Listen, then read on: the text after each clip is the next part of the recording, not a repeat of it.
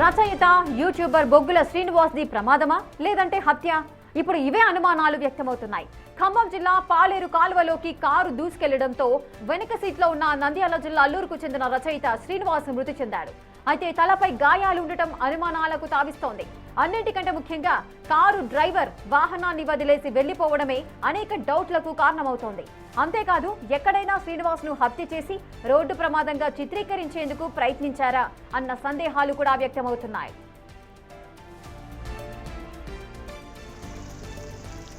అయితే తన సోదరుడిది ఖచ్చితంగా హత్యేనని అంటున్నారు బొగ్గుల శ్రీనివాస్ సోదరులు. కారు పడిన ప్రదేశానికి వెళ్లామని, డెడ్ బాడీ చూశాక తమ తమ్ముడిది మర్డరేనని అనుమానిస్తున్నట్టుగా చెప్పారు. అటు శ్రీనివాస్ స్నేహితుడి సైతం ఇదే మాట. అయితే తల్లి మాత్రం మీరే తేల్చాలంటూ చెబుతున్నారు.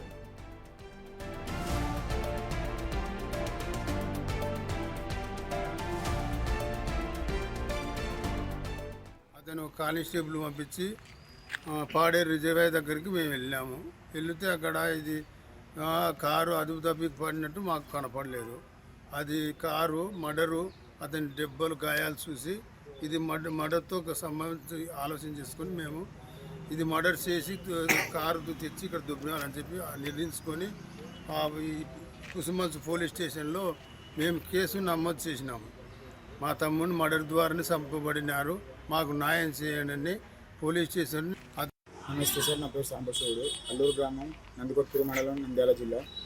బొగ్గుల శ్రీనివాస్ యాదవ్ గారికి స్వయం తమ్ముడిని సార్. మా అన్న నిన్న కుసుమంచి పోలీస్ స్టేషన్ నుంచి మా అన్న వాళ్ళ ఫ్రెండ్కి మెసేజ్ చేశారు సార్. ఇలా బొగ్గుల శ్రీనివాస్ గారు పాలేరు జలాశయంలో కారు తీసుకెళ్ళింది, ఇక్కడ మరణించారని చెప్పేసి శ్రీనివాస్ ఫ్రెండ్కు ఫోన్ చేయడం జరిగింది. మాకు ఇన్ఫర్మేషన్ మధ్యాహ్నం 2:30 గంటల సమయాన్ని మాకు ఇన్ఫర్మేషన్ తెలియజేశారండి. తెలియజేస్తే మేము అక్కడి నుంచి జర్నీ చేసేసరికి 7 గంటల జర్నీ పట్టింది ఇక్కడికి రావడానికి. మేము వచ్చి చూసేసరికి కాలం అయిపోయాయండి. నిన్న పాలేరు రిజర్వాయర్లో బొగ్గుల శ్రీనివాస అనే మా సీనియర్ సిలోజిపల్లి గవర్నమెంట్ డిగ్రీ కాలేజీ అతను చనిపోవడం జరిగింది. చనిపోయింది కూడా అనుమానాస్పదంగా ఉన్నదండి. ఒంటి గాయాలు ఉన్నాయి. డ్రైవర్ పొలాల్లో ఉన్నాడు. మాకు అనుమానాస్పదంగా ఉంది అతను చనిపోవడం. తను మర్డర్ చేసి అందులో పడేశారని మేము అనుకుంటున్నాం.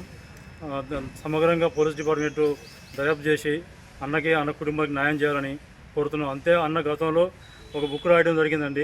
పవన్ కళ్యాణ్ అటో పాలిటిక్స్ బచావో అనే బుక్ రాయింది. అది మన ఏపీ తెలంగాణలో సంచలనం సృష్టించింది. 8,20,000 కాపీలు అమ్ముడుపోయింది. అప్పటి నుంచి పవన్ కళ్యాణ్కి ఆపోజిట్గా ఉన్నారని గవర్నమెంట్ కూడా పెట్టారు. తెలంగాణ గవర్నమెంట్ గవర్నమెంట్ పెట్టింది. అప్పటి నుంచి మన పోయేట్గా చాలా ప్రసిద్ధి యూట్యూబర్గా మా ఫెటర్నిటీకి మంచిగా సపోర్ట్ చేస్తూ ఉండేది. మా కాలేజీ వాళ్ళకి ఇప్పుడు తీరని లోటు. సమగ్రంగా దర్యాప్తు చేసి పోలీస్ డిపార్ట్మెంట్ న్యాయం చేయాలని, వాళ్ళ కుటుంబానికి అతనికి న్యాయం చేయాలని కోరుతున్నాను. తెలిసిందా మీకు? అప్పుడు తెలిసిందన్న మాకు. పవన్ కళ్యాణ్ మాట్లాడలేదు. ఆయనకి ఎదురంటానంటే ఆయన విన్నే అన్నా, ఆయన విన్నే ఉంది. వాళ్ళ మంచులే ఎవరు మంతలేనే తెలియదు. ఇప్పుడు ఆడనే తెలుసాలని మనకు ఏం తెలుసు. తరగతి బుక్కో 2వ తరగతి బుక్కో అది పోతున్నారు. మీరు వాళ్ళకు వేసినారు, నాకు బుక్ ఒరిగినారు అని కొట్లాడుతున్నాను. అంతేగాని 20 ఏళ్ళు అయిందన్నాక మా పెళ్ళి అయినాక 2 సార్లు వచ్చిండు. 20 ఏళ్ళ 20 ఏళ్ళు అయింది. అలిగిపోయినాడా? అదే దుఃఖించలేరు మీరు చదువు ఊకంగా మాట్లాడకుండా పోవడం. హైదరాబాద్లో చదువుతుండే సిల్వర్షిప్ కాలేజీలో చదివినాడు బీడీ వరకు. సిల్వర్షిప్ కాలేజీలో కూడా మొత్తం తెలుసు. సంవత్సరానికి ఒకసారి ఆడికి వచ్చిపోతున్నాడు. ఆడ మన పెంట్లు మస్తు కూడా సిల్వర్షిప్ తెలుసు. బొగ్గుల శ్రీనివాస్ మృతిపై బంధువుల ఫిర్యాదుతో ఎఫ్ఐఆర్ నమోదు చేశామన్నారు పోలీసులు. అన్ని కోణాల్లోనూ దర్యాప్తు జరుగుతుందని వెల్లడించారు.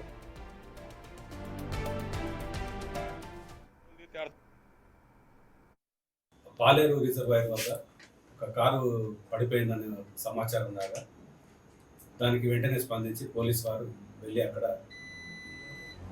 వివరాలు సేకరించి ఆ రిజర్వాయర్లో పడ్డ కారును బయటికి తీసి చూడగా అందులో ఒక వ్యక్తి మృతదేహం ఉందని అక్కడ ఉన్న స్థానికంగా లభించిన ఆధారాలను బేస్ చేసుకొని ఎస్ఐ గారు అటు మృతదేహానికి సంబంధించి కారుకు సంబంధించిన ఆనవాళ్ళు కనుక్కునగా చనిపోయిన వ్యక్తి బొగ్గుల శ్రీనివాస్, అతని స్వస్థలం కర్నూలు జిల్లా పాత కర్నూలు జిల్లా, ఇప్పుడు నంద్యాల డిస్టిక్ నందికొట్కూరు మండలం అల్లూరు గ్రామం అని తెలిసింది. తెలియగా వెంటనే అట్టి సమాచారాన్ని అతని బంధువులకు ఇవ్వగా ఈరోజు పొద్దున వారి యొక్క బంధువులు అంటే అతని అన్నయ్య అయిన అబ్దులయ్య పోలీస్ స్టేషన్కి వచ్చి ఫిర్యాదు చేయడం జరిగింది. ఫిర్యాదు ఏమని చేశాడంటే మృతదేహం పైన ఉన్న గాయాలు ప్లస్ అక్కడ జరిగిన నేర స్వభావాన్ని బట్టి అది గుర్తులేని వ్యక్తులు హత్య చేసినట్టుగా వాళ్ళు అనుమానిస్తూ మనకు పిటిషన్ ఇవ్వడం జరిగింది. దానికి సంబంధించి కేసు నమోదు చేసినాం. తదుపరి విచారణ కూడా కొనసాగుతుంది. అవన్నీ కూడా ప్రాథమిక విచారణలో ఉంది. పూర్తిగా ఇంకా అంటే నిన్నే జరిగింది కాబట్టి పూర్తి వివరాలు అఫీషియల్గా ఏవి కూడా మనకు లేదు. పోస్ట్ మార్టం చేయించిన తర్వాత మనకు పూర్తి వివరాలు కూడా తెలుస్తుంది. అయితే గతంలో పవన్ కళ్యాణ్ హఠావో బుక్తో తీవ్ర వివాదాస్పదమయ్యాడు బొగ్గుల శ్రీనివాస్. ఆయన అభిమానులు సైతం శ్రీనివాస్ పై ఆగ్రహం వ్యక్తం చేశారు. ఆ సమయంలో ఆయన అరెస్టు సైతమయ్యారు. ఆ తర్వాత ఆయనకు సెక్యూరిటీ కల్పించింది తెలంగాణ ప్రభుత్వం.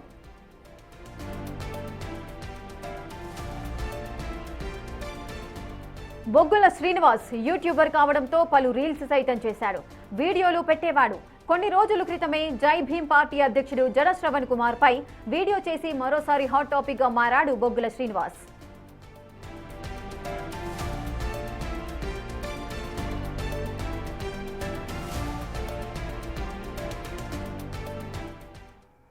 ఇక బొగ్గుల శ్రీనివాస్ మరణం అనేది హత్యనా ఆత్మహత్యనా అనే కోణంలో ఆలోచిస్తున్న పరిస్థితులు నెలకొన్నాయి. పోలీసులు దర్యాప్తునైతే వేగవంతం చేశారు. ఇక ఆయన కుటుంబ సభ్యులు మాత్రం ఇది ముమ్మాటికి హత్యేనంటూ కూడా వాదిస్తున్నారు. మరి ఏం జరగబోతోంది, కేసుకి సంబంధించిన పూర్తి అప్డేట్స్ మా ప్రతినిధి సురేష్ అందిస్తారు. సురేష్, అసలు ఏం జరిగింది అంటే మనము కాలువలో మృతదేహము లభ్యమవడము, అదేవిధంగా బాడీ పైన గాయాలున్నాయి అని చెబుతున్నారు. ఇది ప్రమాదవశాత్తు జరగలేదు, ఎక్కడో చంపేసి తీసుకొచ్చి కాలువలో పడేశారు అంటూ కూడా బొగ్గుల శ్రీనివాస్ కుటుంబ సభ్యులు చెబుతున్న పరిస్థితి. మరి పోలీసులు ఏమంటున్నారు ఈ ఘటనకు సంబంధించి? పోలీసులు ప్రస్తుతానికి కేసు దర్యాప్తు చేస్తున్నాము. పోస్టుమార్టంలో హత్య చేశారా లేదంటే న్యాచురల్గా చనిపోయాడు అనేది పోస్టుమార్టం రిపోర్ట్లోనే తెలుస్తుందని చెప్పేసి పోలీసులు చెప్తున్నారు. అయితే బొగ్గుల శ్రీనివాసు గతంలో అనేక కాంట్రవర్సీ కార్యక్రమాలు చేశాడు. ఆయన పవన్ కళ్యాణ్కి సంబంధించి వ్యతిరేకంగా ఒక పుస్తకాన్ని ఆవిష్కరించాడు.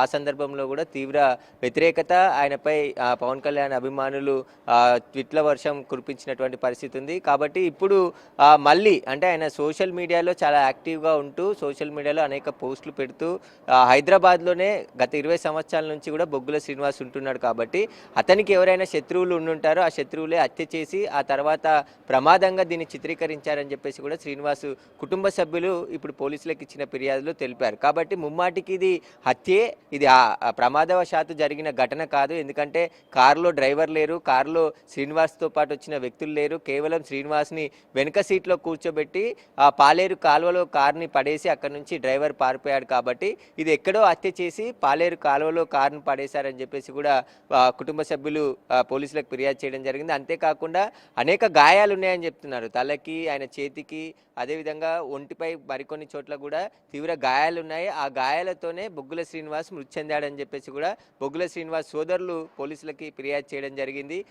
ఎవరైతే ముందు నిన్న ఉదయం 7 గంటలకి ఈ ఇన్సిడెంట్ జరిగింది, కానీ ఈరోజు ఆయన కుటుంబ సభ్యులు అక్కడికి వెళ్ళి వచ్చిన తర్వాత చూసిన తర్వాత బొగ్గుల శ్రీనివాస్ సంబంధించిన మృతదేహాన్ని పరిశీలించిన తర్వాత వారికి అనుమానం రావడం, పోలీసులకు ఫిర్యాదు చేయడం, ఆ తర్వాత పోలీసులు కేసు నమోదు చేసుకొని ముందు అనుమానాస్పద మృతిగా కేసు నమోదు చేయడం జరిగింది. కాబట్టి హత్య అని తేలితే ఖచ్చితంగా హత్యకు సంబంధించిన సెక్షన్లు నమోదు చేసి ఈ హత్య ఎవరు చేశారనే దానికి సంబంధించి ఇప్పుడు పోలీసుల దర్యాప్తు కొనసాగుతుంది. ఎందుకంటే పోస్టుమార్టం రిపోర్ట్లో, ప్రైమరీ రిపోర్ట్లో, ఖచ్చితంగా ప్రిలిమినరీ రిపోర్ట్లో మృతికి కారణాలు ఏంటనే దానికి సంబంధించి పోలీసులకి పోస్టుమార్టం చేసిన డాక్టర్లు ఇచ్చే అవకాశం ఉంటుంది. కాబట్టి ఇప్పుడు బొగ్గుల శ్రీనివాస్ సెల్ ఫోన్తో పాటు ఈ కారు మాధవరెడ్డి పేరుపై ఉంది కాబట్టి వేణుమాధవరెడ్డి పైన ఆ వేణుమాధవరెడ్డి సెల్ ఫోన్ స్విచ్ ఆఫ్ ఉంది. అంటే ఆయన కారు తీసుకొచ్చినప్పటి నుంచి ఇన్సిడెంట్ అయ్యి 2 రోజులు అంటే నిన్న ఉదయం 7 గంటలకు అవుతే ఇప్పటి వరకు వేణుమాధవరెడ్డి ఫోన్ కలవట్లేదు అని చెప్పేసి కూడా పోలీసులు కూడా గుర్తించడం జరిగింది. కాబట్టి ప్రస్తుతం ఎవరెవరికి ఈ హత్యతో సంబంధాలు ఉన్నాయి, కేవలం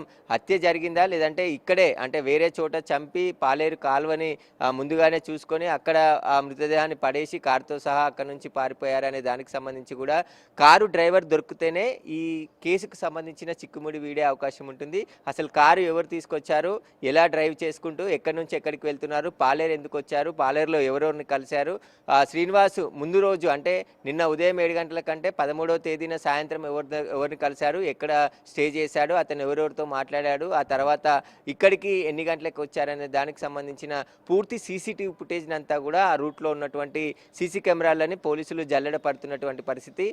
ఆ కారు నడిపిన డ్రైవర్ ఎవరనేది తేలితే ఖచ్చితంగా ఈ కేసుకు సంబంధించిన మిస్టరీ వీడే అవకాశం ఉంది. ఇది న్యాచురల్గా అంటే అక్కడ యాక్సిడెంట్ జరిగి చనిపోయాడా లేదంటే ముందుగానే హత్య చేసి ఇక్కడ బొగ్గుల శ్రీనివాస్ని తీసుకొచ్చి పడేశారనే దానికి సంబంధించి దర్యాప్తులోనే తేలుతుందని చెప్పేసి పోలీసులు చెప్తున్నారు. పోలీసులు అన్ని కోణాల్లో దర్యాప్తు చేస్తున్నారు. ఇక ఈయన పెట్టిన పోస్టులు, ఈయనకు వచ్చిన బెదిరింపులు, గతంలో ఎక్కడైనా పోలీస్ స్టేషన్లో ఫిర్యాదు చేశాడా, ఏదైనా ఎవరి నుంచి బెదిరింపులు వస్తే ఆ బెదిరింపులకు సంబంధించి ఏ పోలీస్ స్టేషన్లో ఫిర్యాదు చేశాడు, వాటన్నిటికి సంబంధించిన సమాచారం కూడా పోలీసులు తెలుసుకొని అన్ని కోణాల్లో దర్యాప్తు చేస్తున్నారు ప్రస్తుతం. Right, thank you Suresh, thanks for the live details.